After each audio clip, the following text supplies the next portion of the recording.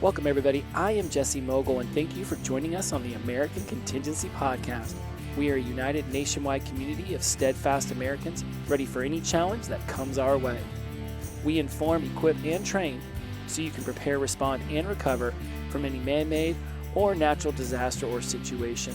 And once again, I am honored to have you here for the next 30 minutes or so.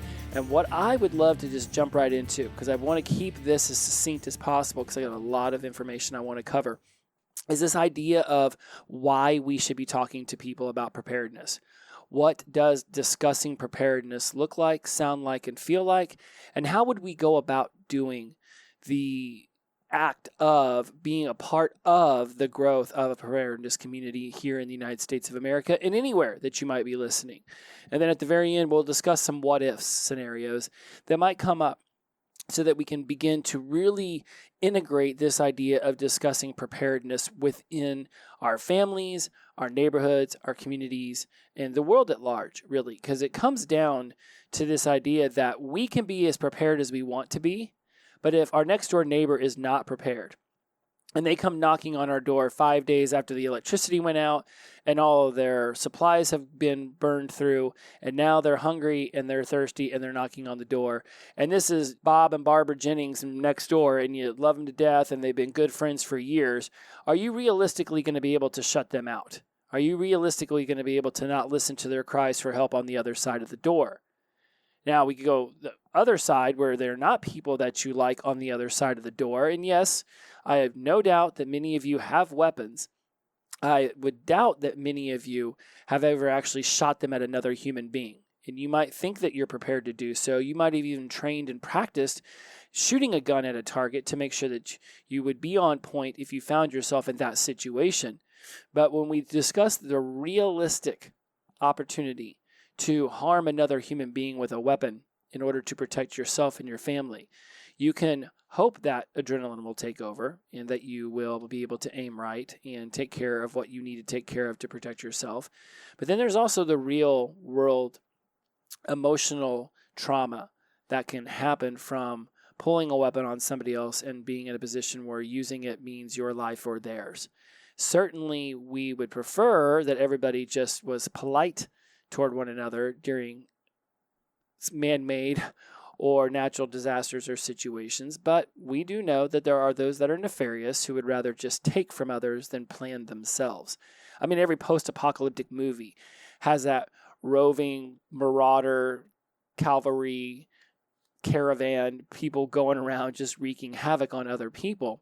Barring a major collapse of our government and of the worldwide institutions that have been laid down before us, more than likely the scenarios that we will come across in the near future will be those caused by man. Perhaps it's like whenever they spilled all the toxins in the river that happened up in Ohio not too long ago. It could be the fires, tragedies that happened in Maui. It could be hurricanes. It could be blizzards. It could be tornadoes, earthquakes. So these are the kinds of things that we're going to be facing soon. I mean, when we're talking about man-made disasters, look no further than the Baltimore Key Bridge disaster. And then I believe recently a barge struck a bridge in Oklahoma. So how can we begin to have conversations with other people about all the potential dangers, the real world scenarios that could happen that would cause us to want to be prepared and to have others around us prepared? So for this episode, let's dive into why we should be talking about preparedness, what talking about preparedness would look, feel, and sound like, how to go about doing that, and then some what-ifs at the end just to expand our thoughts around this. Now, the whys. Well, I mean, look no further than any kind of natural disaster or situation that has occurred in your area or in this country or in the world even recently or long ago.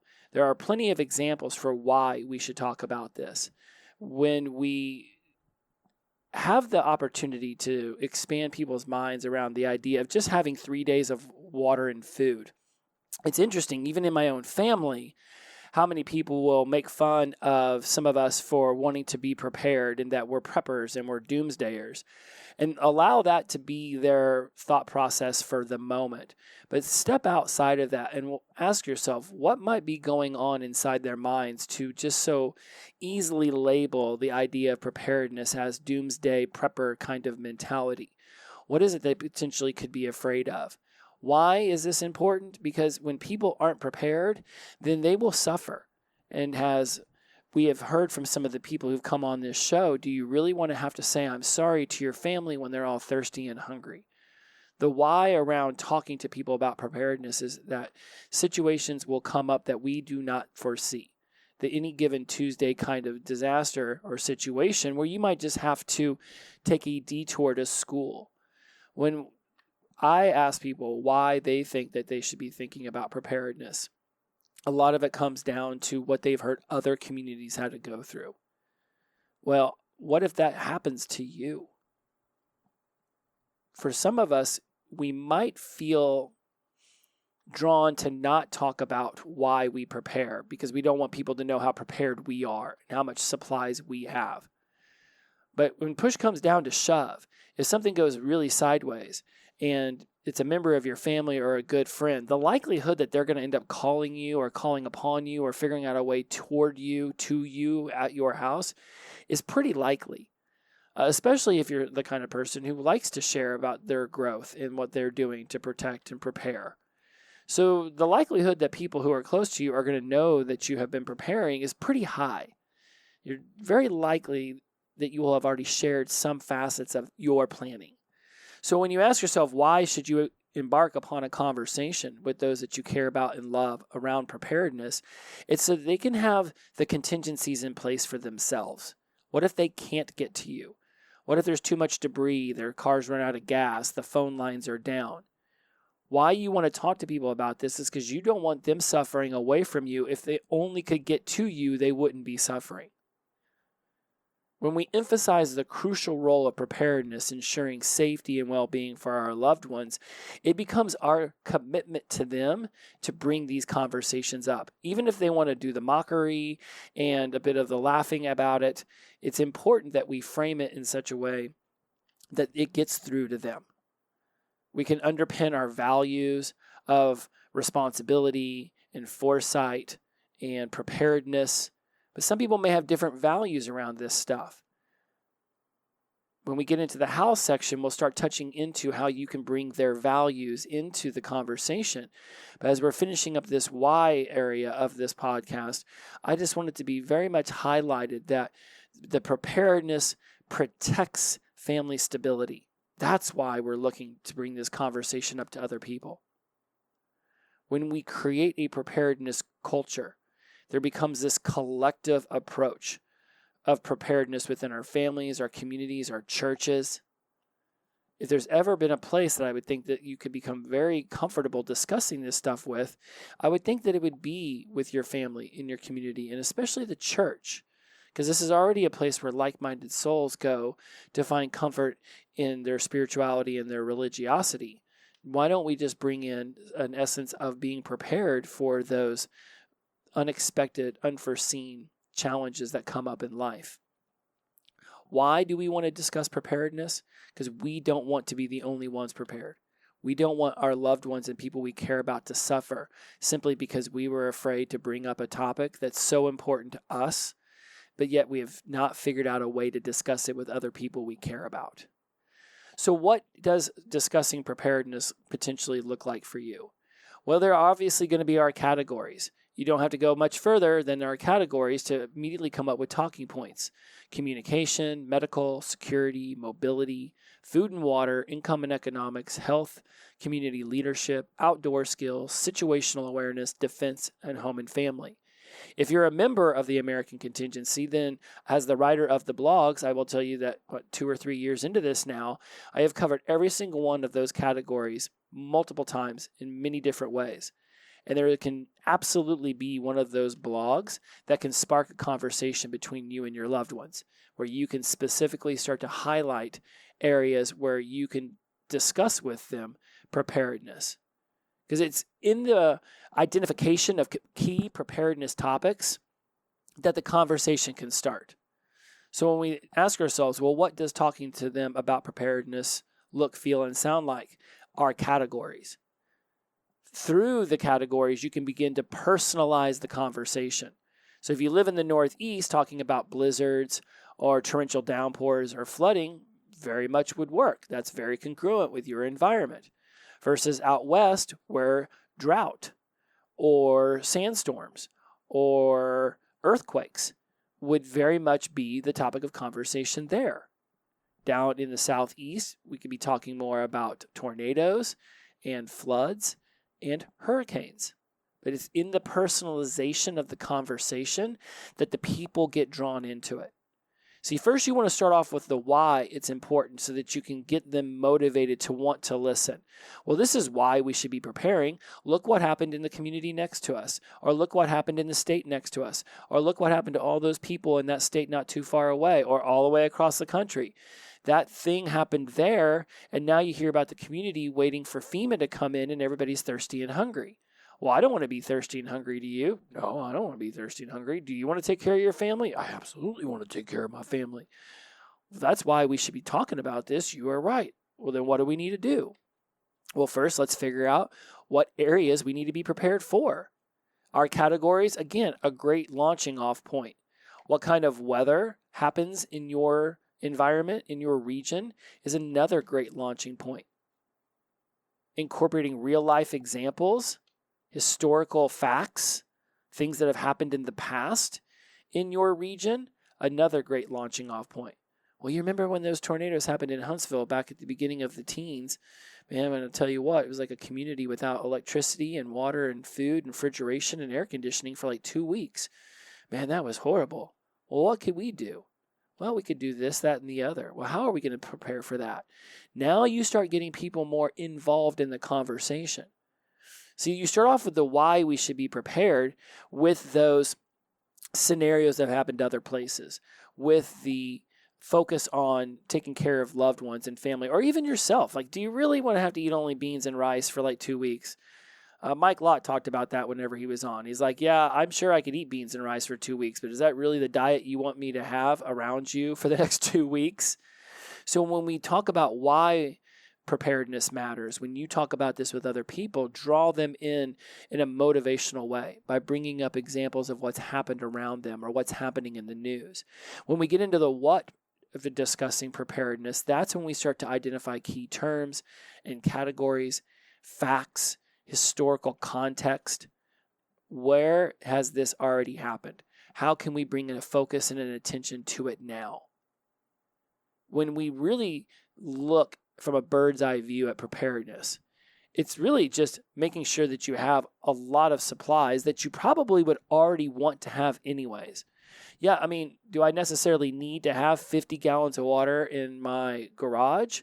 Not really, because most of the time I can just turn on the faucet and there it comes. But over the winter, my pipes froze because I didn't keep the water running, which meant that my filter in my refrigerator wasn't working anymore, and we needed to have water, and I had a ton of tap water saved up in gallon jugs, and I had a ton of actual water I'd want to drink saved up in jugs that I had purchased, so I had all the water I needed in the kitchen where the water was frozen. The rest of the house, it was fine, but when it came to the kitchen, when we needed to wash dishes and take care of some stuff, and definitely drink water, thankfully I had all of this water to fall back on. It wasn't even that big of a natural disaster or emergency. Like, it was an ice storm that came through, and for 5 days, our water was frozen in the kitchen. We tried our darndest to get it to come back, and luckily nothing broke, but we definitely learned, make sure you're having a little bit of warm water come through those pipes as well. But it wasn't even that major of a thing, and yet having that water came in super clutch. We couldn't leave the house for 5 days because of the ice all over the roads. So when we start talking about what preparedness looks like, it can be something as simple as that.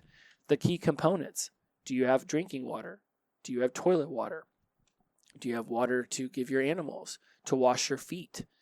To wash your armpits? Or other parts of the body we should definitely be cleaning on the regular. When we get into the what of preparedness, we want to get people motivated behind it. We need to bring them context, facts, definitions, terms, the categories, the kinds of supplies that we would want. If you've gotten them motivated to have the conversation with you through a strong, powerful, this is why we should be prepared, getting into the what starts breaking it apart into little pieces that somebody who isn't as familiar with it as you are can actually start to wrap their mind around it. If we just introduce the idea of preparedness and jump straight into the how, the people who are why motivated, who want to understand why this matters to them, why they should care, why they should be motivated to go spend money that they may or may not have on supplies that they may or may not need in the foreseeable future. When we get to the why people first, we motivate and we influence to continue the conversation. And you can do this with your family, your neighbor, whomever. When we get into the what, which is the next step, we start breaking it down. As I've just said, and I'm getting ready to move us over to the how section, is that it's terms, it's context, it's the categories, it's the kinds of supplies that you would want. This is what we would be looking to get in our stash, in our cache, in our garage, in our basement, in the attic, wherever you think would be the best place to keep it, being mindful that if one of the things that you're seeking to prepare for is a house fire or a wildfire, that wherever you end up putting your bug out bag in your important paperwork and documents that you want to be able to get out with, I'm not so sure that deep, dark basement or up in the attic is the best place. So make sure that certain resources, certain materials that you would need are kept very handy so that you can literally just grab them and go. And that might be in the garage in a certain Tupperware, one of those big old bins.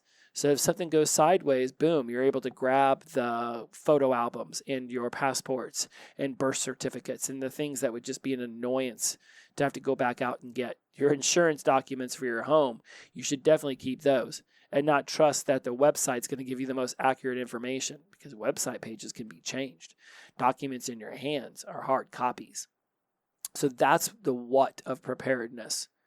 The essential preparation topics, tailoring the conversation, real life examples, and resources that we would want, right? That your discussion talking points and checklists and the kinds of services that you'd want. Save those in your phone, but also save those in a Ziploc bag that would stay dry in your bug out container so that regardless of what might be happening, you know that you've got all of these numbers ready when you need them. So how are we going to discuss this? Well, some of my favorite ways are the imagine if and the as if scenarios. Well, imagine if our community got hit by a huge storm. Imagine if our electricity went out. Imagine if on the way to work, your primary travel destination mode of operation was a bridge that got taken out by a boat. How would we get to work? How would we feed our families and have sustenance for them if a storm came upon us and we weren't able to get to the store? Having that 50 gallons of water was clutch, because I drink a lot of water. And I don't want to just be stuck drinking bathtub or sink water. I want to drink the kind of water I want to drink. I would never have thought that water was going to come in handy when the ice storm first hit. We'd gone to the grocery store. We bought a ton of food. We even prepared with things that we could cook on the grill in case we did lose our electricity for a period of time. From that, I went off and ended up buying a little like this rubber thing for inside the bathtub. So if I ever needed to fill up the bathtub, I would be able to utilize this, like it's sort of like a rubber balloon that goes inside the bathtub so that the water stays basically not in the bathtub. So, if you haven't cleaned the bathtub, you may not necessarily want to be using water for your cooking or your drinking straight out of a dirty bathtub. But also having a campfire stove so that we could heat up some coffee in the morning. Having a solar-powered and a crank-powered transistor radio that's got a lantern on it. Went out and bought some of these MREs made by a company called For Patriot, because they had like 72 hours worth of food, and I got like 3 different ones so that all 3 people in the house would have food for 3 days. They've even got like a 30-day package, right? At one point, I'm going to do like an opening of that and talk about this product, because I opened it up. I was super excited about it. Sort of like how I was excited about the first utility knife I bought and like the 20 tools that were on it. I was like, this is amazing. I never knew there could be so many things on a utility knife. Like Swiss Army knives have nothing on this. But the imagine if scenarios are really handy when we start discussing the hows. Well, imagine if a tornado was coming. This is how we could prepare for it. Imagine if we knew that a hurricane was coming. This is how we could prepare for it. We go and get some plywood, and we would be able to screw it over our windows. And then when we take it down, we would keep all the screws in a Ziploc baggie, duct taped to the plywood and in the garage, so that next time this happens, we don't have to go looking for any of the screws. We already know we're prepared. In fact, we'll even put a drill bit head in there so that we can make sure that we are even more prepared. And maybe it's even one of those screwdrivers that sort of works like a ratchet, so that in case the battery for your drill isn't working, you've already drilled the holes in the side of your house. Now let's just take those screws and put that plywood back up. A lot of preparation the first time will take a lot more time the first time than it will the second time. So when we get into the hows of discussing preparation, we want to discuss that how can we not only set ourselves up for success now, but how can we set ourselves up for success each time afterward? Whether it's having guides that discuss preparedness, addressing fears, planning together. This is where we can start to discuss tips for starting conversations. And Tom has come on the show, Noel's come on the show, Danny's come on the show, Lori, Mike Lott, we've had a lot of people come on the show and discuss different ways of starting conversations. And some of the best ones are, well, imagine if what happened in Baltimore or Oklahoma or Minnesota or Idaho were to happen here. Well, what would we do? Wow, that's a good question. What would we do? Well, here's some ideas I've thought of. Why don't you chime in and throw some of your ideas out? Now we start getting into the how of what we're going to do to be prepared. Then we move the how into the actual supplies, where we would buy them, how we would save for them, how we would store them, how would we put together an emergency kit, how would we put together a bug-out bag. Now you can start getting into the details. You can start going to the big box stores with a shopping cart and a list. You can start going on some of the online shopping platforms and putting things in the cart, and slowly but surely getting the ones that are the most pertinent to the season you are currently about ready to experience. I don't really need snowshoes right now in April. That being said, if snowshoes are on sale or a ski outfit's on sale, 50% off, that's normally $500 that will keep me warm even in minus 20 degree weather. If I find that on sale, 50% off in May, I'm buying it. Because I'd rather buy something when it's half off that I know is going to work than waiting for it to be full price. Again, still knowing that it's going to work, but now paying double for it. So buying things off season is a great idea too. But definitely buying things when they're not needed would be like the first tip and recommendation I could make. Because as much as they're not supposed to raise prices of supplies needed to board up windows before a hurricane hits, they're still going to have to worry about all the other people who thought ahead, who purchased up all that plywood at the big box store. And now you're buying it off some dude on the corner of the intersection, and you know that guy's got a markup on it. So when we discuss how we're going to become prepared, that's when you start getting into real life scenarios. That's when you start making up lists.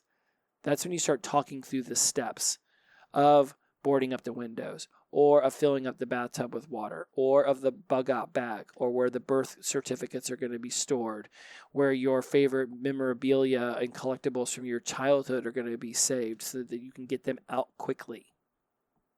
I remember when Tom was on, he talked about when I lived in California, telling me to go get a storage unit like 100 miles outside of town that would have gas and supplies.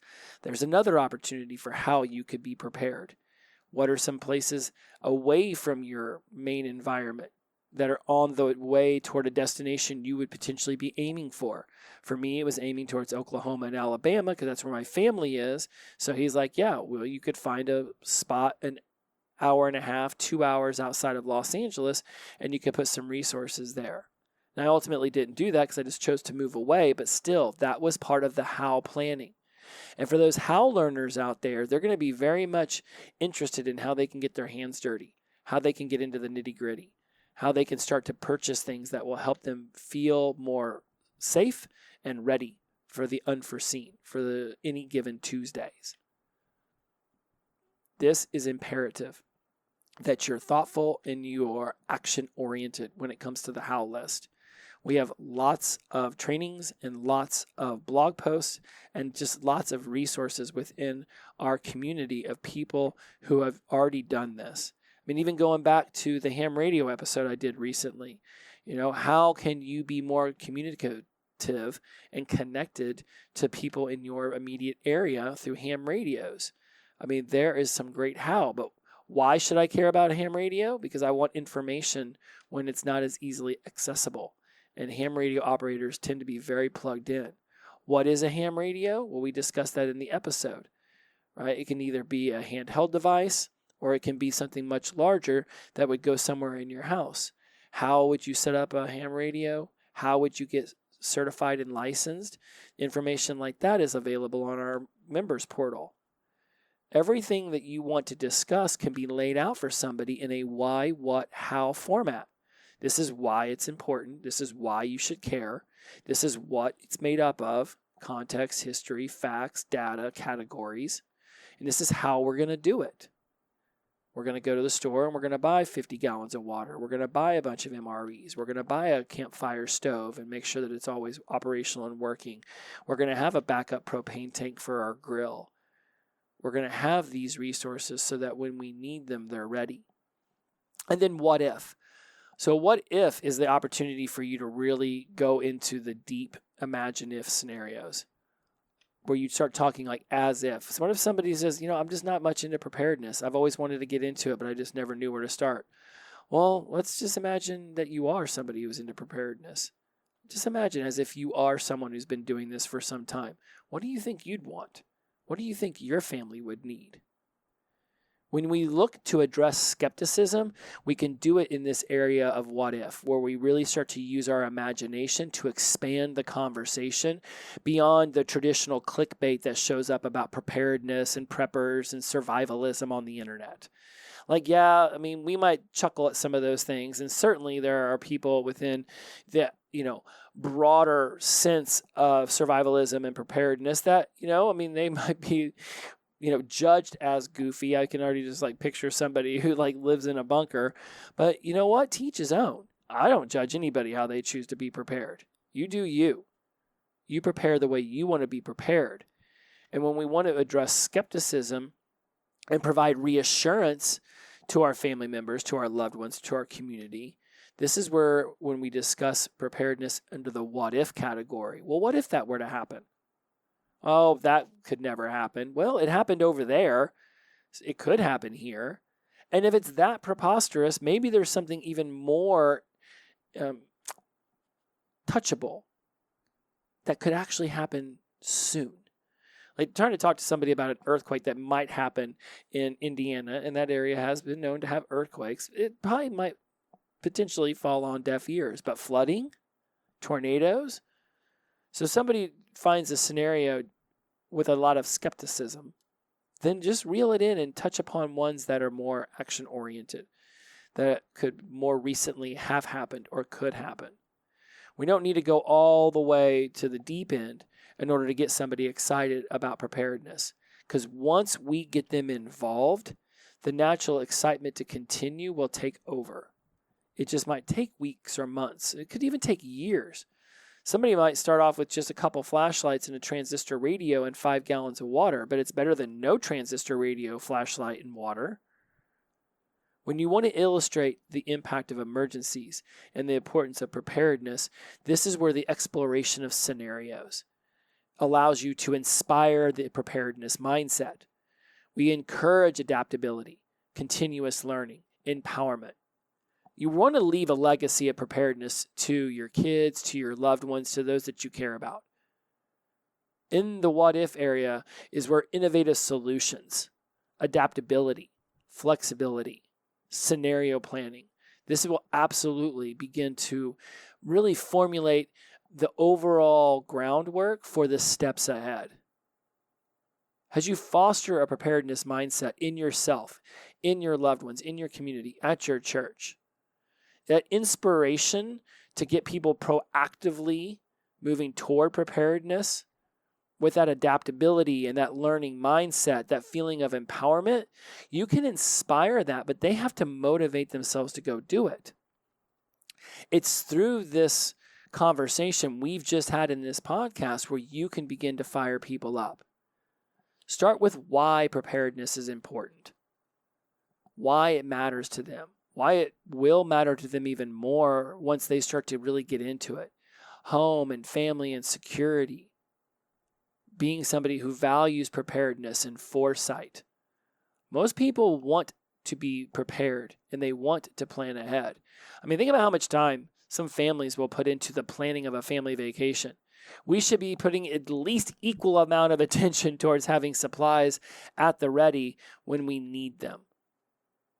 When we get into the why, you can touch into the values that people might have around loving their family, of solidarity within the community, of being someone who is prepared for the unforeseen and the very seen. Then we move into the what, where we start to break down what's happened in our community before or what's happened in our region before. Go through examples in context of the season that it was in or the time of the year or whatever it might unfold based off of your region and environment. Bring in facts. Bring in definitions and terminology because the what learners out there want to have factual data to wrap their hands around. Once they know that this stuff is a possibility or an imminent threat, and that they realize that the impact on their home and their family and their bank account and their potential job and career could all be put in flux because of a natural disaster or situation, they're going to be more readily open to the conversation. How? Well, if you don't believe that you know enough to really expand upon the conversation of how to be prepared, then go find community leaders. Find somebody within the AmCon membership portal who is actively going out there and explaining to people why they should be prepared. Talk to your loved ones about how you can begin to save money to buy a generator or how you'll be able to store things in a tiny one-bedroom apartment. There's always a way if you want to find the way. How are we going to be prepared? Start laying down the ideas. You can come to our membership site and learn new things. You can go on YouTube and Google certain things. Hundreds of millions of hours are being uploaded to YouTube like every day. No matter what you've thought of, 10,000 people have probably already put a video up of it on YouTube. There are ways to learn and then go out and do. How are you going to be prepared? How are you going to help other people be prepared that you care about? Hell, you may not even like your neighbor. You just may not want them knocking on your door because they're thirsty. Teach them how to be prepared so they leave you alone. And within the what if section, there are going to be the people who really want to expand upon the idea of preparedness. And if you get a lot of questions from somebody about what if this and what if that, that lets you know that you've gotten them fired up, that they're ready to figure this out. They're ready to take action. Embrace all of those questions. Really listen to what they're inquiring from you. Because it might be in those questions you realize that you might even have some holes in your planning, or they might alert you to cool new ways you could be talking about this stuff. But those what if people out there are going to expand the traditional roles of preparedness. They are going to expand the way you see it. They're going to expand the way other people see it. It's through the questions, it's through the answers, it's through the exploration that we all unite as one community, thinking of preparedness and helping and guiding each other toward that destination. We'll never fully arrive there. I highly doubt that there will ever be a scenario where you'll be able to say, I absolutely positively had every single last thing I could have ever wanted. But we certainly hope that we've prepared enough that we have what we need. Getting all the desires and the wants is one thing. Getting the things that we need, those are attainable. Because we need water and food and warmth and shelter. We need that feeling of comfort that comes from communication and knowing what's going on out there, even if that means our phones or our internet's down. There's things that you're going to want. And I can assure you it's more than just rice and beans. Have these conversations with people you care about. Make sure that they understand how easy it can be to really get involved in the habit and behaviors of preparedness. Sure, we could lay down a shopping list that's got a $1,000 price tag on it, or we could just simply grab $10 or $20 worth of stuff every time we're at the grocery store. so that we're a little bit more prepared. I went and got that 4 Patriot stuff because they advertised on the NFL Network on my radio station in my car that they were offering a buy one, get 2 free. Well, I thought, well, that's pretty convenient because there's 3 people in my house. So now we have 72 hours worth of food. Certainly, I'd like to have more than 72 hours, but 72 hours is a pretty good start. It's important to me that I at least have some supplies. I may not have them all, but I have some. And I encourage you to start right now, making up a list, going through it, and figuring out what you can get so that you can begin to create your own preparedness stash. And for those in your family whom you love, do your best to get through to them. Discuss why it's important. Discuss what they can start to do. Discuss how they can start to store it or manage it. And then discuss all the different scenarios in the what-if area for why this is still important to them.